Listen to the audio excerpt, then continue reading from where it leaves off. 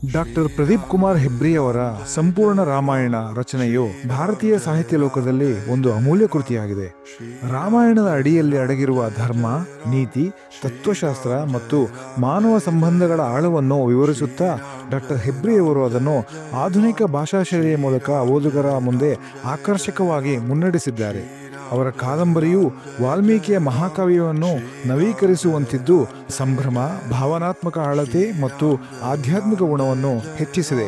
ರಾಮಾಯಣದ ಶಾಶ್ವತ ಪಾಠಗಳನ್ನು ಸಮಕಾಲೀನ ಸಾಮಾಜಿಕ ಸನ್ನಿವೇಶಗಳಿಗೆ ಸಂಬಂಧಿಸಿ ವಿವರಿಸುವ ಮೂಲಕ ಅವರು ಹೊಸದೊಂದು ವಿಚಾರ ಹಾದಿಯನ್ನು ನಮ್ಮೆಲ್ಲರಿಗೂ ಪರಿಚಯಿಸಿದ್ದಾರೆ. ರಾಮಾಯಣವು ಹಿಂದೂ ಸಂಸ್ಕೃತಿಯ ಸಾವಿರಾರು ವರ್ಷಗಳ ಪರಂಪರೆಯ ಮೂಲಭೂತ ಅಂಶವಾಗಿದೆ. ಡಾಕ್ಟರ್ ಪ್ರದೀಪ್ ಕುಮಾರ್ ಹೆಬ್ರಿಯವರು ರಾಮಾಯಣವನ್ನು ಆಧಾರವಾಗಿಕೊಂಡು ಈ ಕೃತಿಯಲ್ಲಿ ಅದರ ಕಥೆಯನ್ನು ಮನೋಹರವಾಗಿ ಪುನರುಜ್ಜೀವನಗೊಳಿಸಿದ್ದಾರೆ. ಕಾದಂಬರಿಯಲ್ಲಿ ರಾಮಾಯಣವು ಕೇವಲ ಒಂದು ಕಾವ್ಯವಲ್ಲ, ಅದು ಧರ್ಮ ಮತ್ತು ಕೃತಜ್ಞತೆಯ ಪ್ರಜ್ಞೆಯನ್ನು ಬೆಳಗಿಸುವ ಜೀವಂತ ಗ್ರಂಥವಾಗಿದೆ ಎಂಬುದು ಪ್ರತ್ಯಕ್ಷವಾಗುತ್ತದೆ.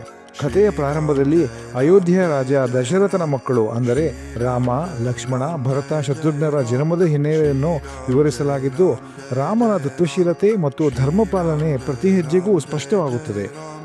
ಕೃತಿಯ ಮುಖ್ಯ ಭಾಗಗಳಲ್ಲಿ ರಾಮನ ಅರಣ್ಯವಾಸ, ಸೀತೆಯ ಅಪಹರಣ, ಹನುಮಂತನ ಶಕ್ತಿಗಳು ಮತ್ತು ರಾವಣನ ವಿರುದ್ಧದ ಯುದ್ಧವು ಕಾವ್ಯದ ಆಕರ್ಷಕ ಭಾಗಗಳನ್ನು ತಲುಪಿಸುತ್ತದೆ.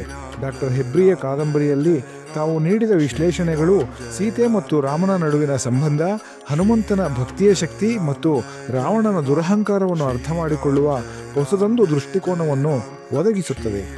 ಈ ಕೃತಿಯು ನಮ್ಮ ಹಳೆಯ ಪುರಾಣ ಕಥೆಗಳನ್ನು ಆಧುನಿಕತೆಯ ಬೆಳಕಿನಲ್ಲಿ ನೋಡುವಂತಾಗಿದೆ. ಓದುಗರಿಗೆ ಇದು ಕೇವಲ ಕಥೆಯಲ್ಲ, ಧರ್ಮ ಮತ್ತು ನೀತಿಯ ಬಗ್ಗೆ ಆಳವಾದ ಅರಿವನ್ನು ನೀಡುವ ಅನುಭವವಾಗಿದೆ. 840 ಪುಟಗಳನ್ನು ಒಳಗೊಂಡಿರುವ ಈ ಕೃತಿಯ ಬೆಲೆ 900 ರೂಪಾಯಿಗಳು. ಇದರ ಮುದ್ರಕರು ಸಾಧನಾ ಮುದ್ರಣಾಲಯ, ಬೆಂಗಳೂರಿನ ಓಂಕಾರ್ ಪಬ್ಲಿಷರ್ಸ್ ಈ ಕಾವ್ಯದ ವಿತರಣೆಯ ಜವಾಬ್ದಾರಿಯನ್ನು ಹೊತ್ತಿದ್ದಾರೆ.